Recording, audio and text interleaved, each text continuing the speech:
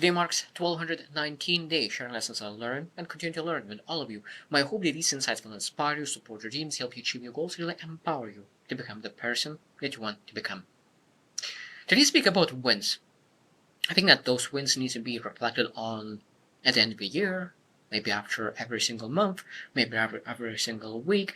It depends on how you feel and how fast you move and how you execute, because sometimes when we pursuing something kind of result and we're not able to achieve that result yet, sometimes we need to really understand, okay, what is my win? What is the win? Because if we do not see the wins, sometimes it's very, very hard to keep pushing forward because we don't have any proof of a progress. Because I think that people are able to stay in the game when they see the progress. But I think that what we do a lot of times as people, we ignore the progress because we are not able to achieve that goal yet. We said, okay, I will achieve that goal within a month.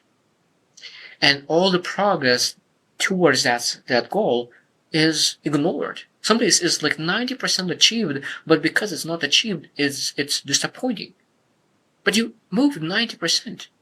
There's so much progress in that 90%. And I think that today I'll share really the wins that you're able to really reflect on, like every single year, every single time when you pursue the goal, and maybe it's a little bit slower than expected. So what are those wins that we always need to understand? That those are very, very essential to really live a joyful life.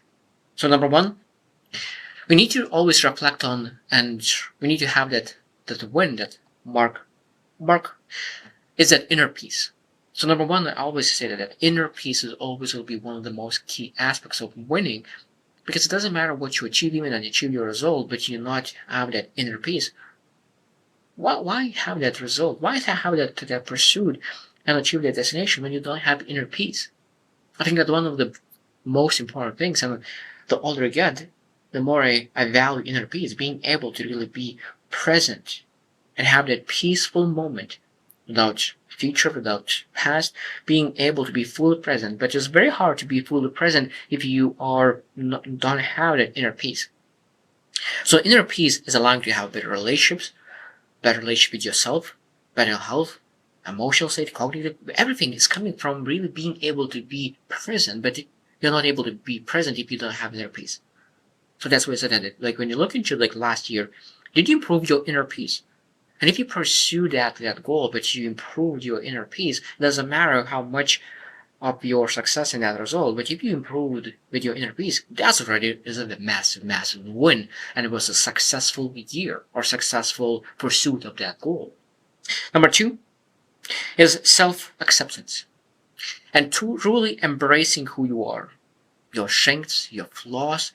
And I think that when we're able to self-accept, I think that we're able to grow so much faster. I think that what I always see that what we have a tendency to do as people, we want to really be that best version of us. And that's a great pursuit, but we forget that we need to accept who we are right now. And if you do not accept who we are right now, that means that the actions that we take sometimes is not aligning with the strengths and your capacity at the moment. Because if you are in some kind of skill set from 1 to 10 at 3 or 4, but you're trying to do some where you're supposed to do at 7 or 8, there's misalignment. That means that your growth will be much, much slower rather than accepting that maybe you are 1 or 2. And then do the basic things, not complex things. But because we want to go after complexes, we want to go after bigger, stronger, faster things. But if you are not able to accept it, you may be not there yet. You're not able to really do complicated things yet. You need to start from the basics. And I think that, including me, I'm not any different. I think that we want to really go after those complex things, those things that really allow us to become experts. But I think that sometimes what we need to accept, that we need to become, like we need to start, because we suck at the moment. So we need to stop sucking. We need to be at least bad, and then move from bad to maybe pretty, maybe good, and pretty good, and then great, and then an expert. But you're not able to do the activities that's great at doing, and expecting the same results that people. That's why people say like, oh, like he was able to achieve the same success within a week, while I'm doing something for 2 months and I don't have any results. It might be that your approach and your level of expertise was totally different than other persons. So comparison, again, this is a comparison is very, very bad thing for us. So self-acceptance is the key. And if you're able to self-accept yourself better in this year than previous, that's a massive win. Number 3 is loving and meaningful relationships. So it's when you pursue that goal, you pursue that vision, you pursue something, and you give your best, and you didn't achieve that, but you look at, okay, how is my relationships this year? Did I improve it? Did I nurture it? Did I business relationships? Did like my relationship with myself, loving relationships, meaningful relationships with family members? So it means it might be that you didn't achieve the result that you're looking for, but you improved your relationship. That's a massive, massive win because relationships is a key to success again. Number 4 is good health. I think that sometimes we sacrifice good health to achieve that result that we're looking for. But I think that sometimes we need to say, did I improve my health this year? Emotional health, physical health, mental health, spiritual health. All those are healths because this helps emotional, mental, cognitive, physical, and spiritual health. Those are very important because those health gives you energy. If you don't have energy, it's very hard to achieve success because you don't have energy to execute in the highest possible way. And because you don't execute in the highest possible way, that means you don't get results. And you don't get results, you are disappointed because you didn't achieve your goal. So being able to say, like, even though I didn't achieve my result, but I improved my health, and because of that, I improved my energy level. So next year, because my energy improved, my health improved, I will be able to really have better execution, be more productive, more focused, and I have much more chance to succeed. So it's very, very powerful. It's a massive win if you improve your health. Number 5 is financial stability. I think that sometimes we able to look into, okay, I didn't achieve my success that I was looking for, but how is my financial stability? Maybe this year is a little bit better than before. Maybe I'm making just a little bit more, so that means I'm a little bit more stable. So progress is the key. Progress is the key. So how much more stable is your income? How much more stable is your finances? And being able to say, like, yeah, last year I was not that stable, but this year I feel much, much more stable. And again, this is a massive win. Sometimes I think that because we didn't achieve some success, like, okay, I want to make $250,000 a year, but now I 150, but before that I was like 75. Sometimes I double my income. I didn't achieve my goal, but I doubled my income, so my stability improved. So being able to be seeing that progress and be grateful because you made that win, that progress win. That's the key. Number 6 is purpose and passion. So did this year I feel more purposeful, or more passionate? Did I build my passion this year? Or maybe while I'm pursuing this goal, I find out that this is exactly what I want to do. It might be that you didn't achieve your goal, but you figure out that this is your passion. You build skill sets. You build yourself, and then you find, okay, this is exactly what I'm going to do for the next 10 years, 20 years, 30 years, maybe for my life. Maybe I dedicate my life to this purpose. And this massive win, being able to figure out what is your passion, what is your purpose, and you'll build on that. I think that's something, again, we ignore small wins that is massive, massive. Figure out your purpose. This is massive. Number 7 is personal growth. And there's a lot of different ways. What improved? How you improved? So that means when you look into your goal and you pursue that goal, but you didn't achieve it yet. What kind of areas you have improved? That knowledge, wisdom, character. There's a lot of areas that you might improve, and being able to look into really reflect, okay, this is where I was like a half a year ago. This is where I am right now. So that means there's that 6 months gap, and look into, okay, who I was back then and who I am right now. And being able to really compare those two people, you start to see that there's a lot of difference that you're supposed to be proud of. Because personal growth through failure, for mistakes, through execution, for learning, for experiences, through reflections are invaluable. So this is again massive win. Sometimes we ignore it because we pursue that result. But we need to really look into how did I grow in this period. Number 8, and I think that we always need to look into resilience. Did it build your resilience? This goal, this year, did it improve in that? Because I think that resilience is one thing that every single person will need in their life. It might be that you're a season of summer, and I think that if you're in a season of summer that everything is going well, that means summer is a season to develop and build resilience as well.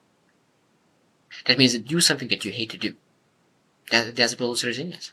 And that means that maybe you're going through a very tough season and you didn't achieve your result, but you look into yourself, you look into your character, and you improved your resilience, and you feel more resilient.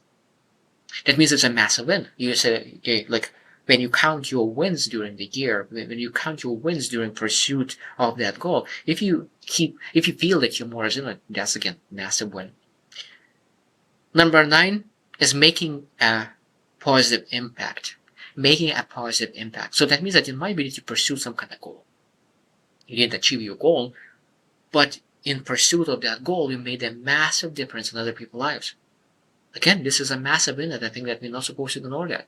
How much more people got influenced by your activities? How many people live a better life because of you, because of your activities, because of your execution, because of your inspiration? How many people got influenced? And sometimes we are not even aware how many people we influence just by doing the right thing. But again, doing the right thing always impacts people in a positive way. And being able to say that this isn't my massive win, even though that I didn't achieve my result, but I made a difference in other people's lives, and that again is a massive win.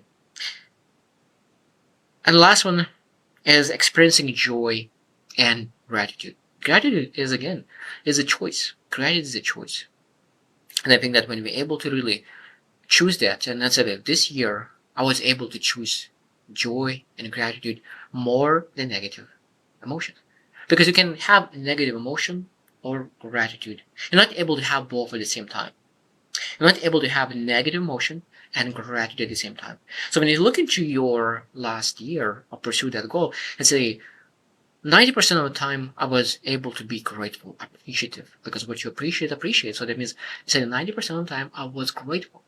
That means 10% was negative, and that's all fine because you pursue something meaningful, and it's impossible to be positive all the time. But being able to really be, maybe not 100%, but still have that fulfillment and joy in your heart. Because I think what I found is that sometimes you can be sad, disappointed, but be joyful at the same time. That means that with gratitude and joy is a little bit different. Because what I found that you're able to be joyful and sad at the same time. Sad because the day is maybe not the best day. Joyful because you have so many wins that you can really reflect on. You see, joy because you have a hope. Joy because you have a vision. So joy is something that you're able to have it no matter what's going on in your life. While gratitude is one of the choice that you make when you really want to change that negative emotion to positive emotion. That's probably one of the fastest ways to do it. And joy is, again, one of my favorite emotions because you're able to be joyful no matter what's going on in your life when you actually, probably when you actually doing something. It doesn't matter how small it is. It doesn't matter how small it is, but if you actually moving forward, you really put one step after another, you're able to be joyful. So hope you have reflect as well.